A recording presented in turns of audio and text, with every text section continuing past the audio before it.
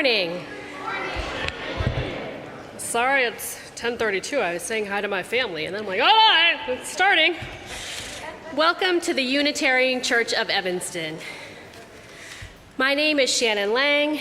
Whether this is your spiritual home or you are newly discovering this community, we are grateful that you are with us.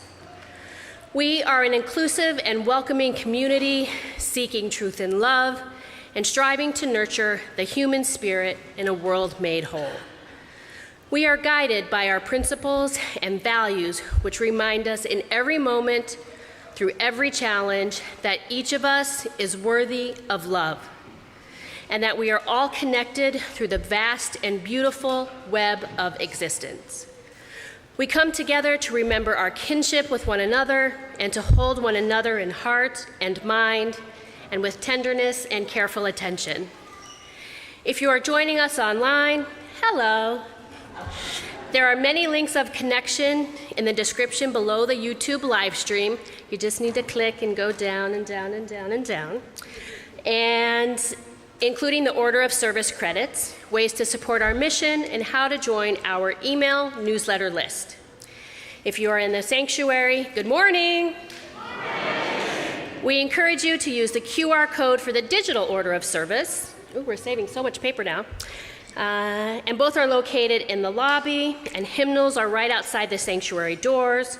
We also have an inductive loop system for anyone wearing a hearing aid that is equipped with a T-coil. Your hearing aid should automatically connect if you have T-coil enabled hearing aid. And we have receivers that can pick up the loop signal, and you can listen through earphones if you do not have a T-coil. But first up, we have a few announcements, and first is from Kathy Diamant about the auction. Kathy, come on up.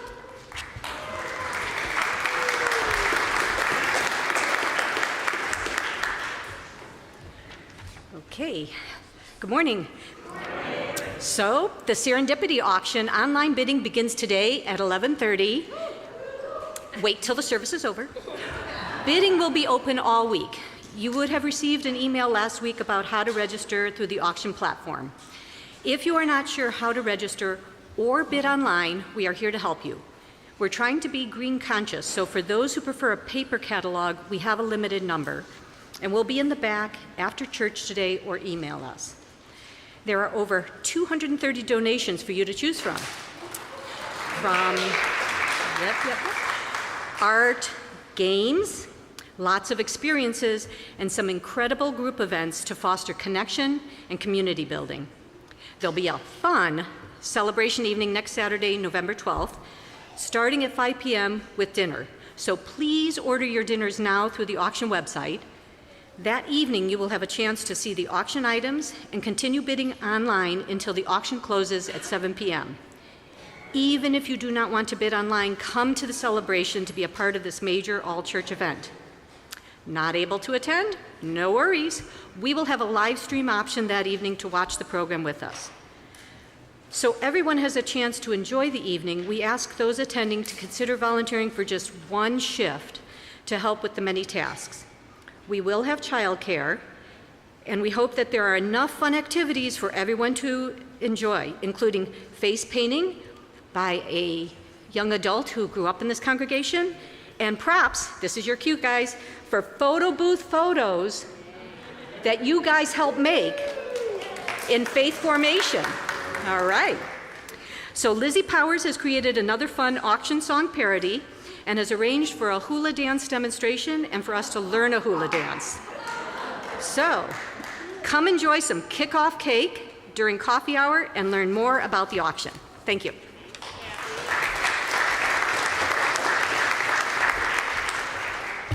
Thank you, Kathy. So now here is a lot of mark your calendars. The Transgender Day of Remembrance service is November 20th, 5:30 here in the sanctuary. And I'm just going to do a little shout out to all of us here. When I've had the ability to be able to attend this service, it is the most moving service that I attend throughout the year. But it's also, to me, the most limited service. There are not a lot of us there.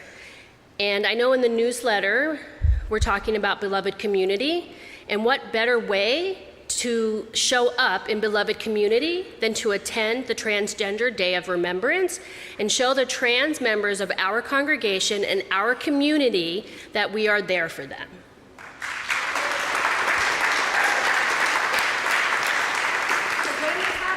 That is on November 20th at 5:30. Thank you for asking. Number 3, mark your calendars. November 23rd, the Interfaith Action of Evanston is hosting a Thanksgiving Eve service. On November 23rd, 7 p.m. at First Presbyterian Church, choir members are encouraged to take part in the Interfaith Choir. You can find more information in the newsletter. Mark your calendars. November 12th, Reverend Eileen is going to take a trip to the Burpee Museum of Natural History in Rockford in the morning for their Native American Heritage Celebration featuring their exhibit Of This Place. It's a collaborative effort between the Burpee Museum and Native American people from the Sac and Fox, Potawatomi, and Ojibwe nations. If you're interested, please let Reverend Eileen know, and you can all go together. It'll be a good time and learning experience.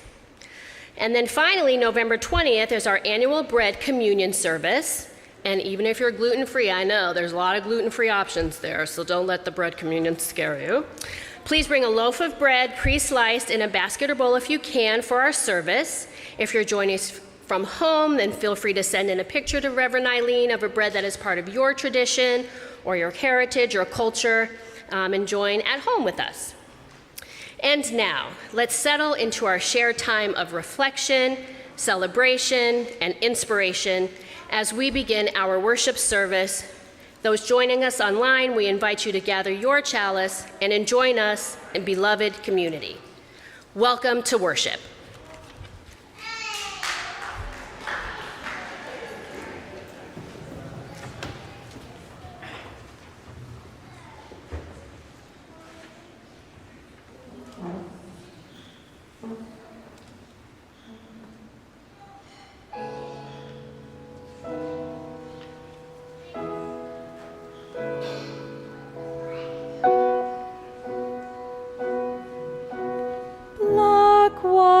Red, brown, yellow birth,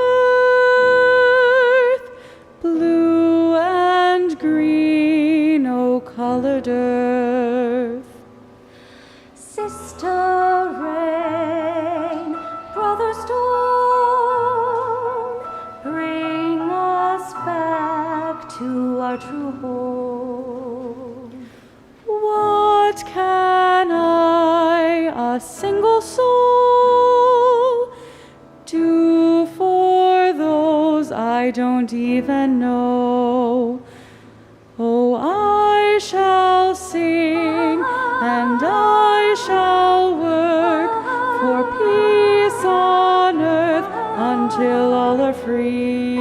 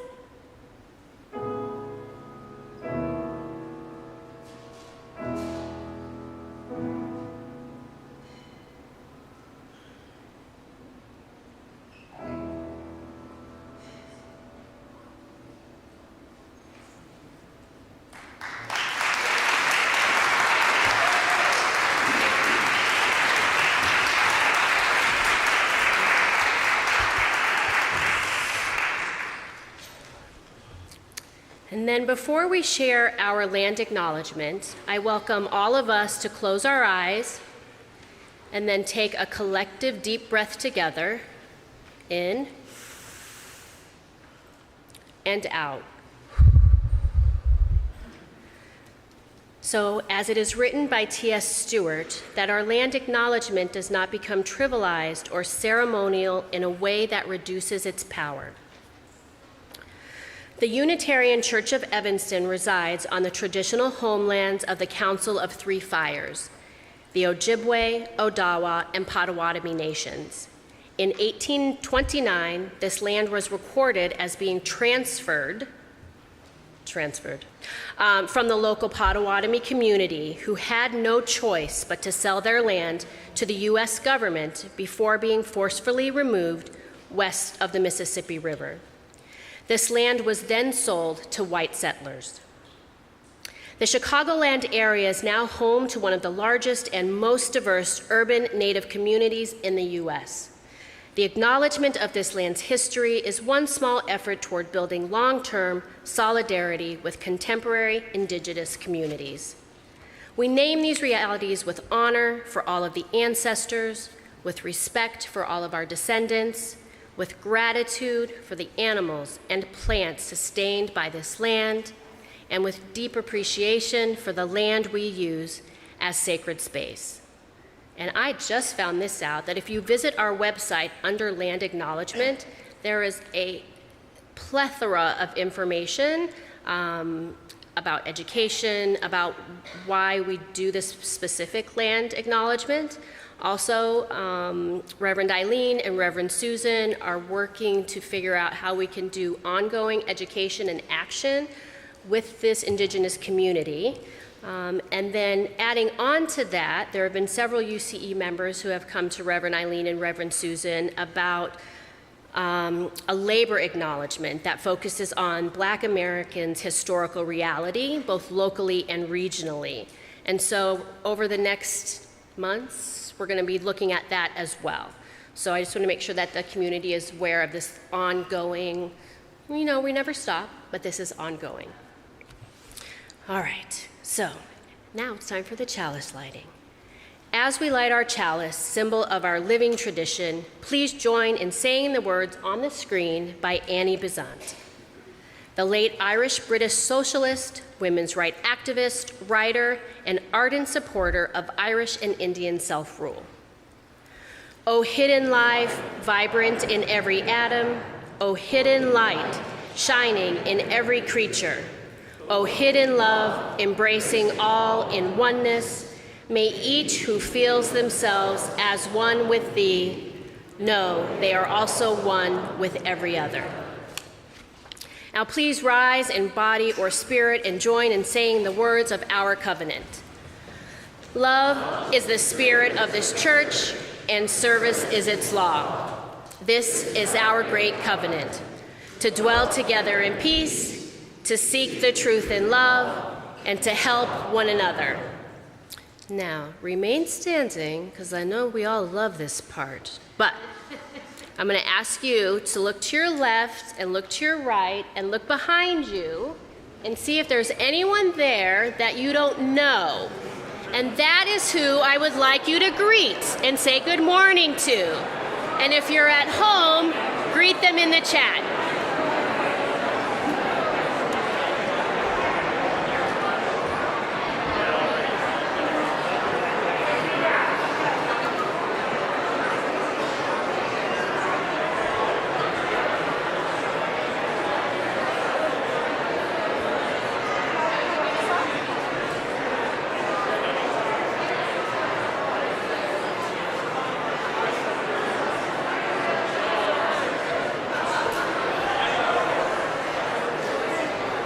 Good morning.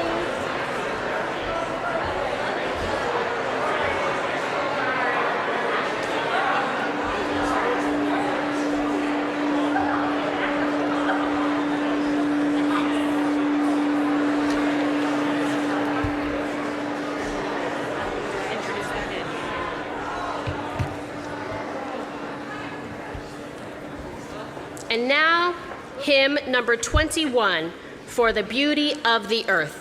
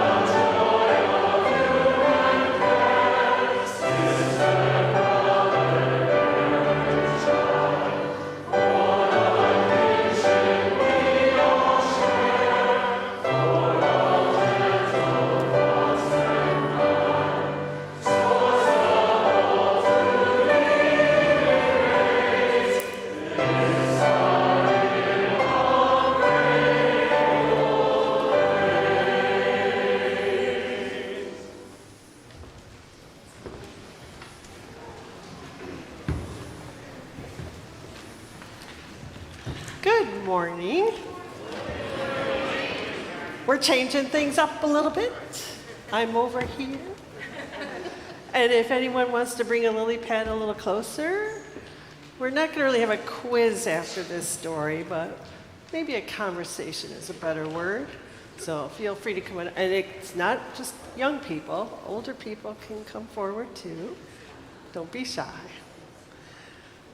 So today's Time for All Ages is called A Man, Two Tigers, and a Strawberry, which is an ancient Buddhist story, or what is known as a koan, that comes from the Zen tradition. There's many versions of this story. You may recognize it. And this one comes from a treasury book called Kindness, which is written by Sarah Conover. Once, a man gathering wood from the forest floor looked up to find himself eye to eye with a ferocious tiger. Yep, he chucked his load of wood at the tiger, turned and fled as quickly as human legs would move. He wove through the forest trees, dodging around boulders and jumped over thorny bushes, with the tiger close as a shadow behind him. Just as the man felt the tiger's hot breath on his neck and a nick of a sharp claw through his shirt, he came to the edge of a high cliff. Without a thought, the man grabbed a thick vine within reach and slung himself over the cliff face. He let the vine slide through his hands as he quickly lowered out of the tiger's reach. He heard his own heart pounding ferociously. You've been there, haven't you? He could barely catch his breath, but he was so relieved to have escaped. As the man looked around to take stock of the situation, he glanced down at the base of the cliff, and guess what? There, with a tail snaking leisurely back and forth, sat another tiger. Yeah, her eyes wide and intensely fixed on him as he dangled from above. Just then, the man noticed that the vine he was holding vibrated just a little bit. And he looked up to see a mouse, poised on a mouse-sized ledge, nibbling away at the single vine that he was holding on to. His truly desperate situation was dawning upon him, and yet something shimmering and red caught his eye. Guess what it was? He looked closely and found a luscious, plump strawberry growing right out of a crack in the cliff. With one arm clutching the vine, he reached over with the other arm and plucked it. It was the most delicious strawberry ever. The end.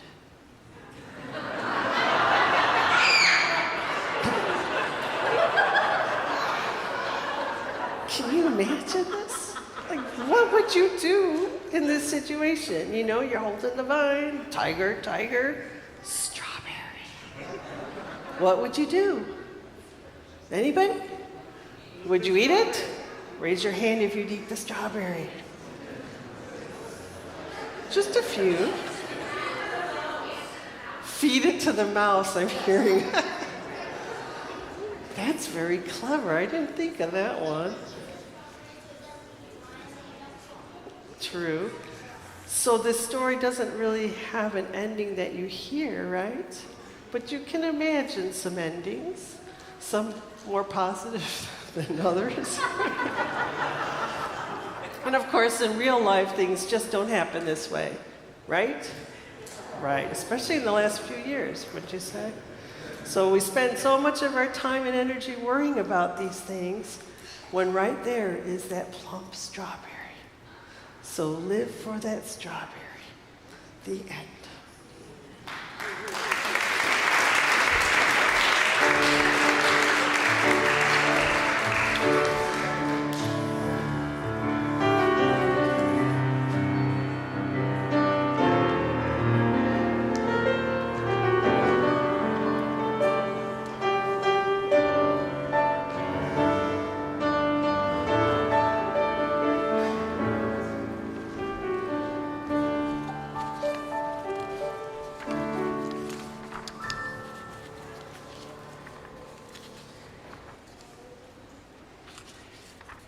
Not a comforting ending there, right? Each Sunday, we hold space for the joys and sorrows of those gathered here, honoring the struggles and the triumphs, the brokenness and the wholeness that is woven into the human condition. If you have a joy or a sorrow that you'd like spoken aloud, you may write it in our Joys and Sorrows book kept at the back door of the sanctuary. You may email me your message or fill out the form found on our website. Here are the joys and sorrows shared for today. Ooh, there's a lot in here. Woo. From Vickie Deebly. My week will be bookended by funerals. Jojo, my dad's sister Joanne, died last week at age 90, and Irene, my dear friend's mother, died in October at 98. Jojo loved me since I was born, and Irene has been part of the fabric of my life for over 30 years. They both died without pain, surrounded by loved ones. They lived long, full lives, and I am grateful they were each a part of mine. Kathy Underwood writes, my spouse's Uncle Ken died this morning from complications from a stroke last month. His family was with him, which is a blessing for them. The Wisegarver upper respiratory plague lingers on. We stopped counting around day 55. However, Jenn's partner, Steve, plans to return to work tomorrow, and we are also grateful to those offering love and encouragement through Facebook and email. Maggie Weiss is happy to report she saw Margaret Schatz's beautiful quilt hanging at the Fine Art of Fiber show up at the Botanic Gardens. And it's open today until 5 p.m. if you have a chance to catch it too. Congratulations, Margaret. Our dear friend Janet Lipner is hospitalized after a bone, I'm not reading this word, a bone-breaking fall. Oh my goodness. Let our thoughts and love for go with her over her long treatment and recovery. Oh, I'm so sorry to hear that. Gretchen Brewster writes this joy to celebrate over the success of the area-wide pro-choice rally, march, and post-rally on October 16th. Hundreds of advocates assembled at Raymond Park to be motivated and energized by outstanding speakers and musical performers. Gretchen wishes to extend gratitude to the following UCE members who truly helped to make this event special: Kristen Lems for her uplifting musical performance, Elaine Siegel for her inspiring personal story, and Carol Johnson and Tom Duncan for their ready and willing volunteer efforts. Since Gretchen was responsible for all the expenses related to this event, she would be most appreciative of any donations that you can make to her to cover those expenses. And few more from Vickie Hellyer. In over 30 years of conducting church choirs, this is the first time that she's had to miss a choir Sunday. She's very sad, but also deeply grateful to the talented Nick Wallen for conducting this morning. Thank you. We are grateful as well. Congratulations to Rob Geiger and Barb Butts on their 35th wedding anniversary tomorrow.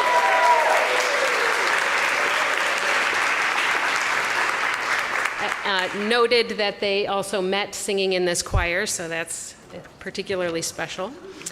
From Shannon Lang, wishing thoughts of love and light for my Uncle Tommy, who has suffered with MS for years, but through it all remained the jokester of the family. Tommy is currently in a coma after surgery to put a stent in his heart. And finally, from Amy Staton, my friend Philip Arney, who lived in Seattle, died peacefully on Saturday, October 22nd, in his home. He had been dealing with colon cancer and lymphoma since 2013.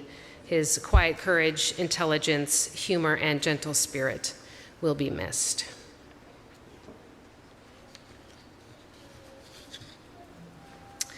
This is the sacred space for our tender offerings, and it is part of the practice of beloved community. Together we expand our celebrations and we lessen the burden of our grief. I invite you now, we are a little past time, but I am going to still invite us to come forward. If you have a candle that you would like to light on behalf of a joy or sorrow that you're holding on your heart, I invite you to come forward now. And if we can maybe form 3 lines so that it might go a little quicker. And if you would like someone to bring a candle to you, please raise your hand and someone will bring one to you.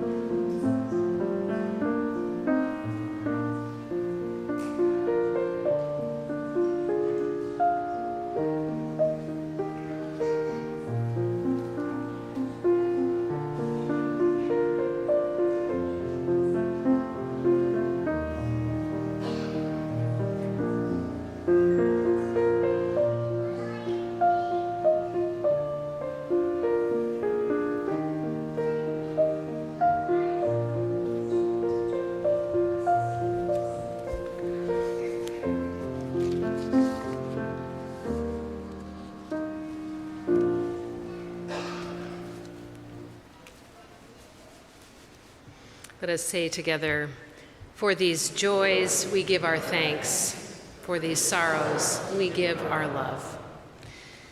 I invite you to join me in the spirit of prayer and meditation. This prayer by Joanne Sunshower, Prayer for the Great Turning. May the turning of the earth save us. May the turning of the seasons and the turning of the leaves save us.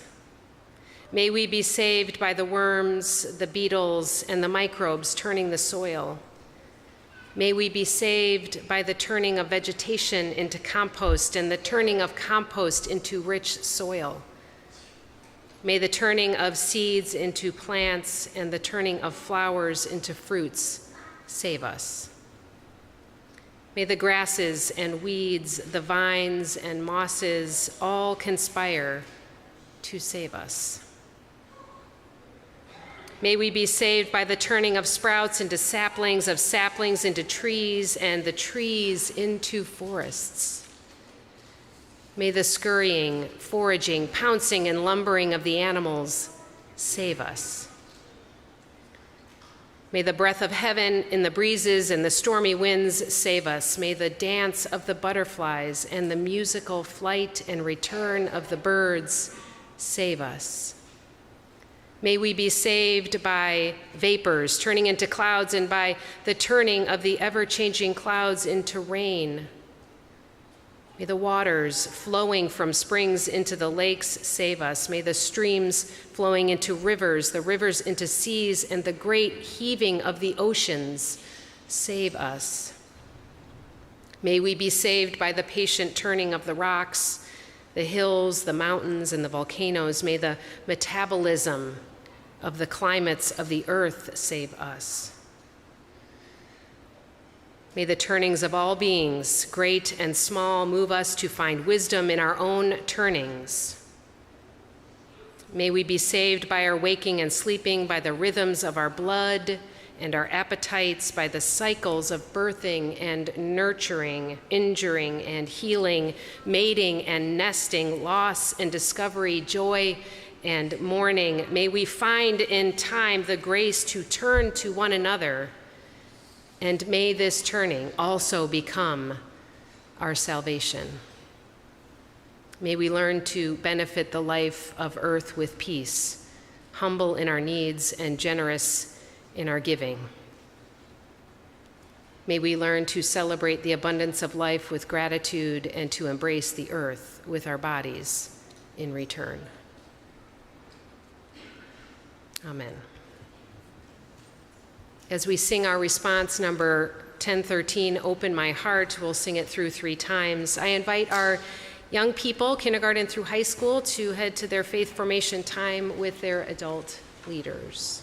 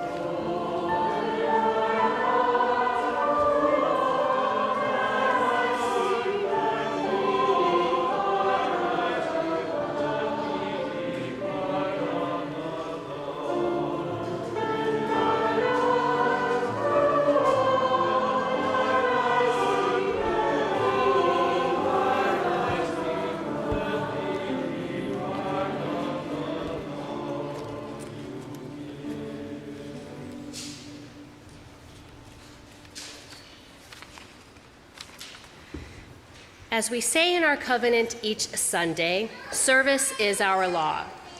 UCE is called by our mission, value, and principles to contribute to our community, to form accountable partnerships, and to express gratitude through giving. Today's offering will be shared with the Unitarian Universalist Advocacy Network of Illinois. Reverend Karen Mooney, who is co-executive director of UUANI, shares this message with us.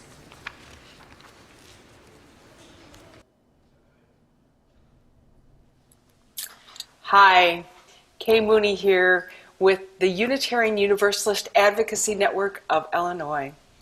UUANI powers the social justice work of congregations.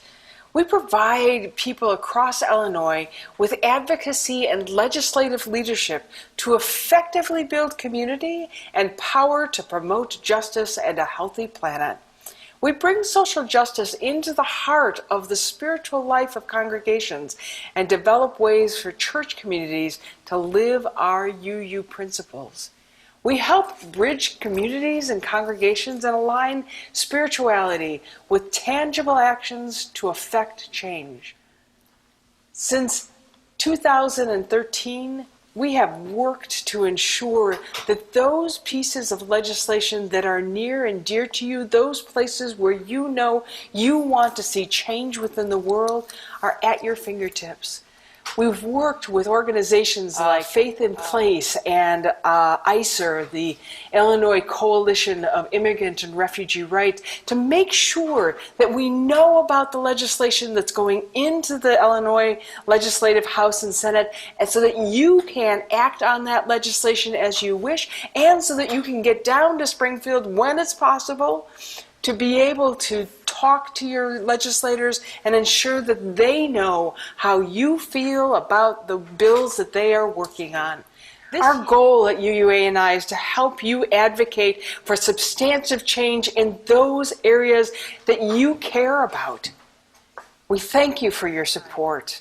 As President Obama reminded us in his Nobel acceptance speech, for all the cruelty and hardship in our world, we are not prisoners of fate. Our actions matter and will bend history in the direction of justice. Bend with me, folks. Bend that arc of history. Thank you for your support.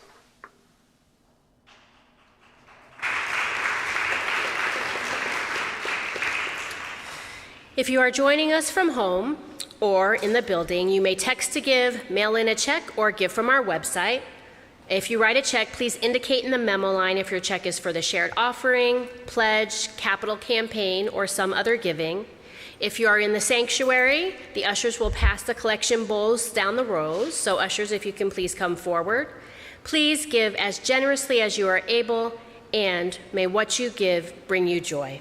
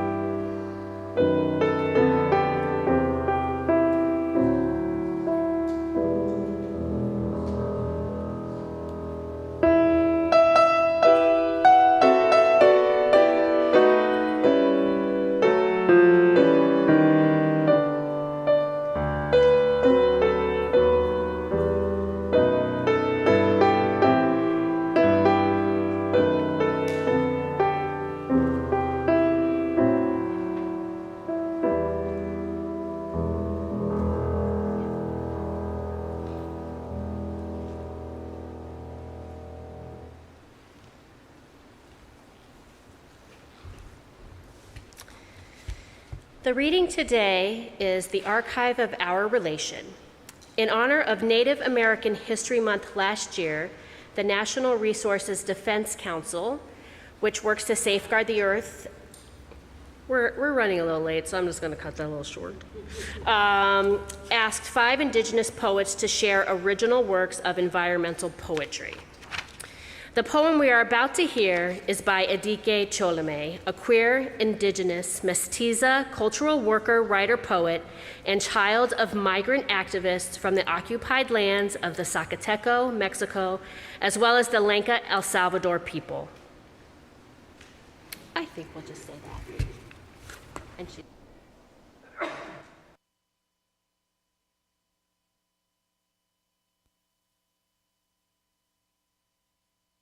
I admit, the mourning is constant. The names, the words, the whispers, colors, and textures that were lost, persecuted, poisoned, disinherited, extracted, cut down, shaved, kidnapped, unclaimed, and forgotten. An endless war. I too report. My silence has not saved me. Yet running water calls spirits hidden in me, carefully waiting for me to quiet the mind, so they may wake me right on time, to witness the great expanse, a dance so tender it gently wakes the sun. In gratitude the sun rises, offers its power so that we may see all that has been done and all that is yet to come. In humility and courage I rise, offer my power so that I may see all that has been done and you who has yet to become. Tumalsinu, may the sun always shine on you. A prayer weaved by the most precious parts of me. A breath, the most potent offering to our becoming. I report. The water, the earth, the seeds, and the grace of a dancing sky remain a pure reflection. The wealth of our inheritance, the heart of our connection, the archive of our relation, if we so choose to co-conspire, if we so choose to remember. Agua es vida. Water is life. We are the water, and remembering has offered us our lives. Love letters bloom beautiful in anticipation of you. Travel guide to the ancient futures that are due, living memories of gestation and labor, humble testimonies conspired in your favor. You see, more than hope, we hold a deep knowing. All creation moves in circle. All that has once been dead is reborn, the breaking of the seed, a necessary violence, forgiveness, a necessary blooming, resistance, a necessary rooting, rebuilding, a defining act of courage, letting go, a radical act of love. I too agree with the trees. I do not shy away from the darkness, nor do I fear the wind. I remember the water and take root in the memory of you, the living archive of our relation, a sweet and sacred confirmation that we are still alive.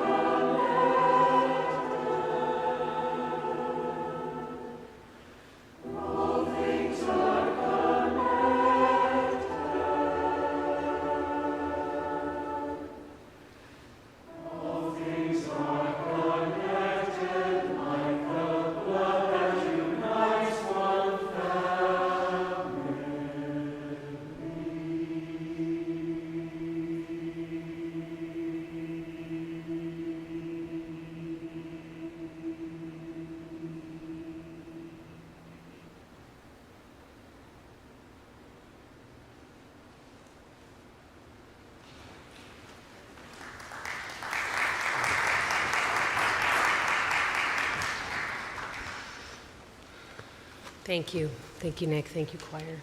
Thank you, Gregory. Last week, I visited the shores of Lake Champlain in Vermont to write, reflect, and renew my spirit. I'd never been to that place before, and yet there was a sense of home, of beautiful familiarity. The leaves a little past their prime in terms of fall colors, but it was still gorgeous. Sunsets over the lake were spectacular, and it felt like the sky was putting on a show just for me. It was a time of blessing. One of my assignments for the week was to complete a response paper for the study group that I joined last year. The group gathers in November to reflect on a chosen topic. This year's topic, theologies of climate resilience. I was asked to respond to a paper by one of my dear colleagues, the Reverend Matthew Johnson, who serves the Rockford Unitarian Church. His paper is titled, "Love is a Teacher." And as I prepared my response, these questions emerged.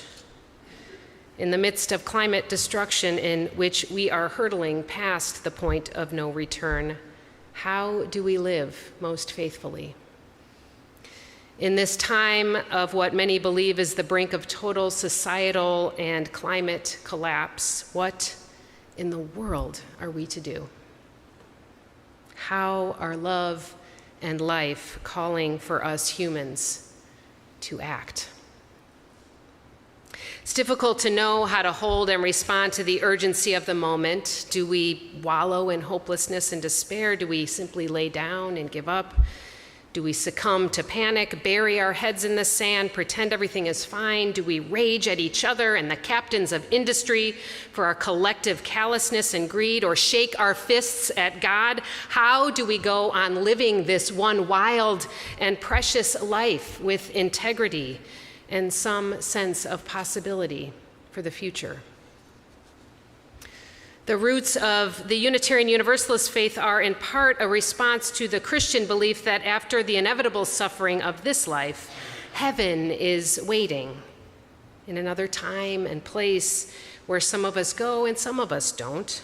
This theology suggests that if we're good enough, if we believe hard enough in God and the afterlife, we will be released from the pain of this world to another life of pure bliss. Within this belief system, and there are many others aside from Christianity that hold to this idea, there's no urgency to save the earth or savor this life. If you believe heaven awaits beyond this world, why worry about whether it will go on without you? A Unitarian Universalist theology is more concerned with the here and now. The faith we practice calls us to recognize and bear witness to the heaven and hell of our own making in this most wondrous earth. Rather than taking refuge in the Augustine view that we need not fret over redeeming this world, we strive to be among those who courageously and fiercely love and cherish this world and this life. In that love, there is possibility. Without love, there is no hope. But we also know that this love for life and this earth is demanding. The partner, some say the cost of love, is grief. We grieve what we love.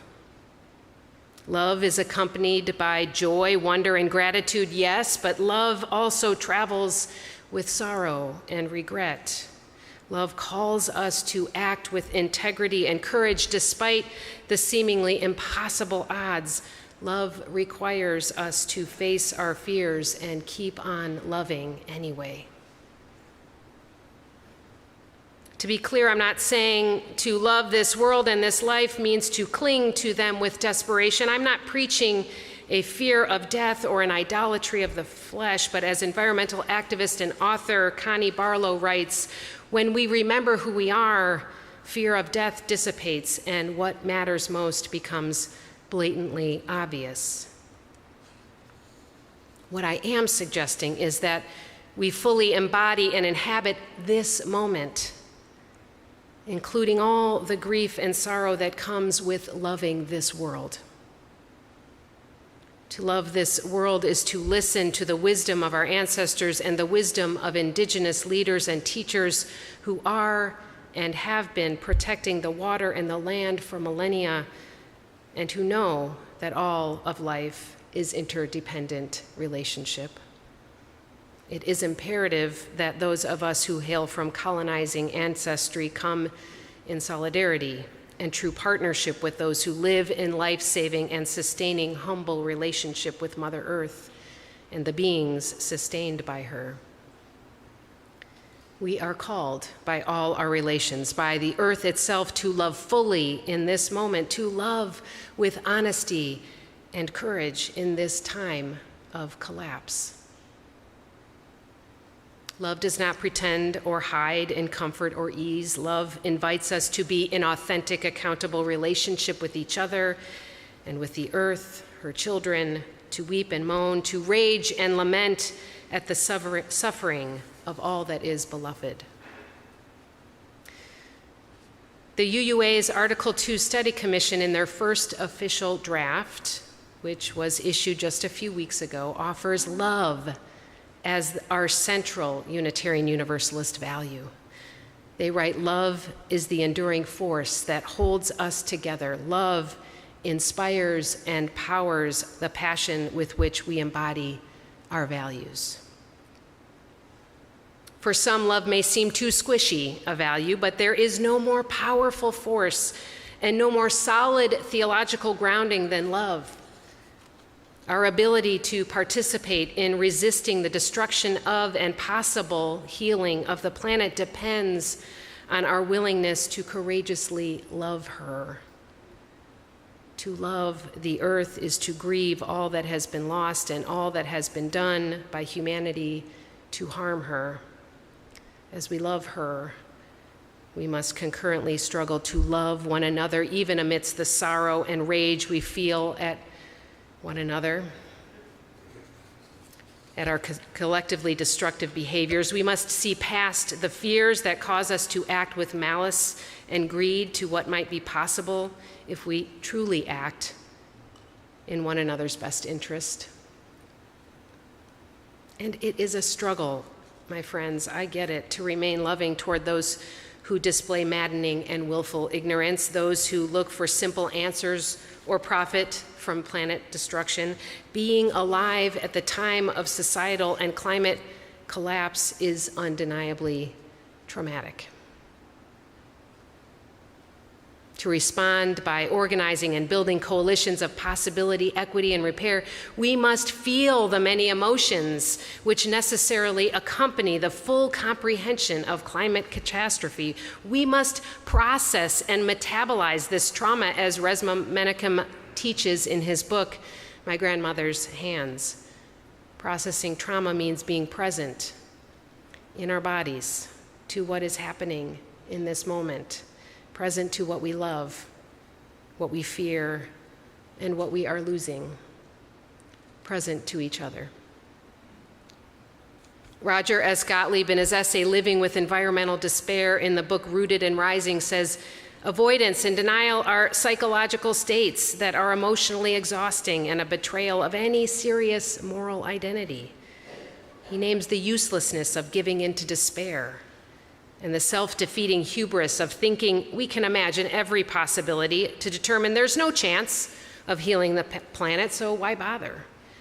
He goes on to say that given the limitations on what we can know about the future, anxiety is a permanent feature of our collective predicament.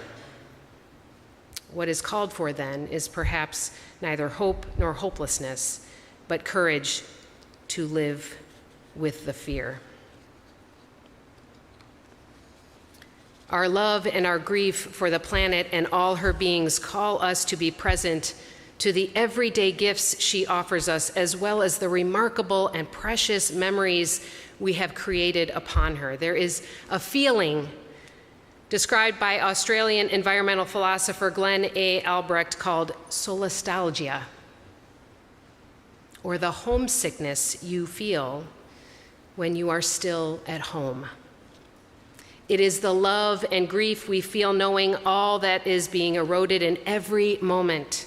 It is the feeling we have witnessing the tremendous beauty all around us that is so precious and fragile and fleeting. What are the places that you think of with bittersweet longing? What are the sacred places of memory you grieve for? Picture them for a moment. I think of the creek by my childhood home where I had my first kiss and my brothers and I collected crayfish. It's no longer open to children to explore. I think of the place where I spent summers as a kid with its inviting forests and rolling hills and green pond. The pond is no longer there, and the house has expanded, encroaching upon the land and trees. I feel a profound and abiding sense of love for these places, inextricably linked to the memories I've made there with people I love. I grieve for the impact of destructive capitalism upon these places of beauty. I pray for the resilience of the land and clarity of human minds and spirits to imagine love's possibilities for all of us. But my love for these places does not depend on them being preserved for my enjoyment.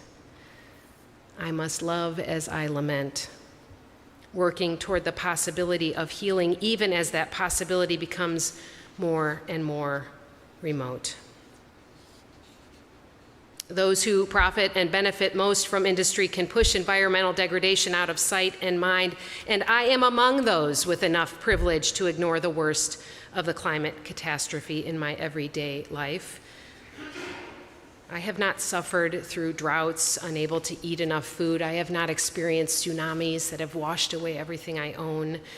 All of these things are happening now somewhere in the world with escalating frequency, and none of this destruction has ever or will ever stop simply because I fear or grieve or worry or rage about it. None of these feelings I have will save the planet, but I feel them nonetheless.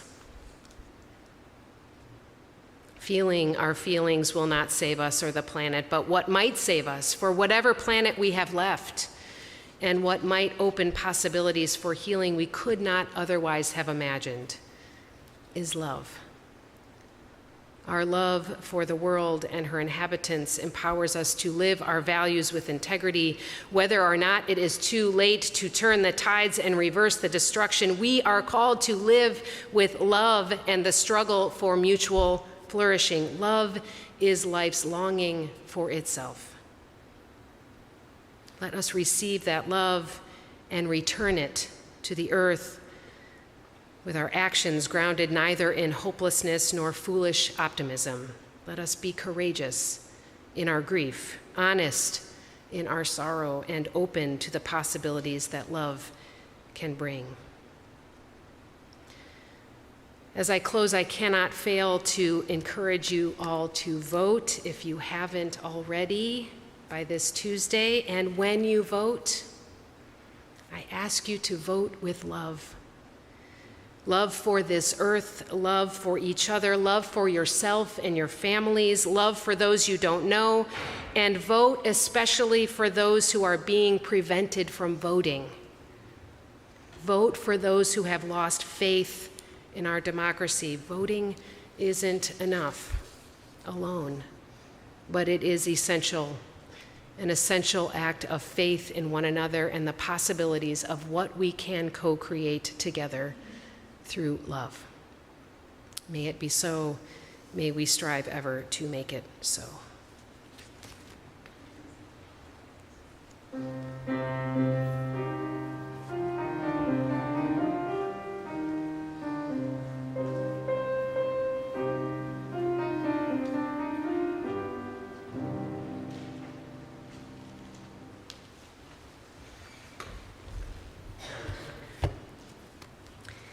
As we extinguish the chalice, please join in saying the words on the screen by the Reverend Elizabeth Sell Jones. We extinguish this flame, but not the light of truth, the warmth of community, or the fire of commitment. These we carry in our hearts, until we are together again. And please rise in body or spirit and join in singing our closing hymn, number 1074, Turn the World Around.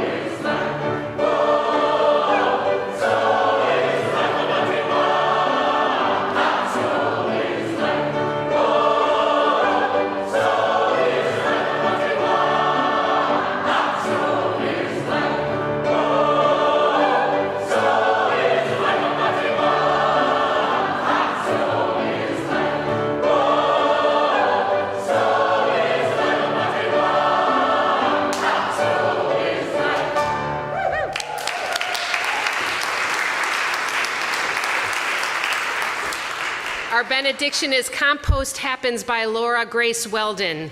Nature teaches nothing is lost, it's transmuted. Spread between rows of beans, last year's leaves, tamp down weeds, coffee grounds and banana peels foster rose blooms. Breadcrumbs scattered for birds become song. Leftovers offered to chickens come back as eggs. Yolks sunrise orange, broccoli stems and bruised apples. Fed to cows return as milk steaming in the pail, as patties steaming in the pasture. Surely our shame and sorrow also return, composted by years into something generative as wisdom.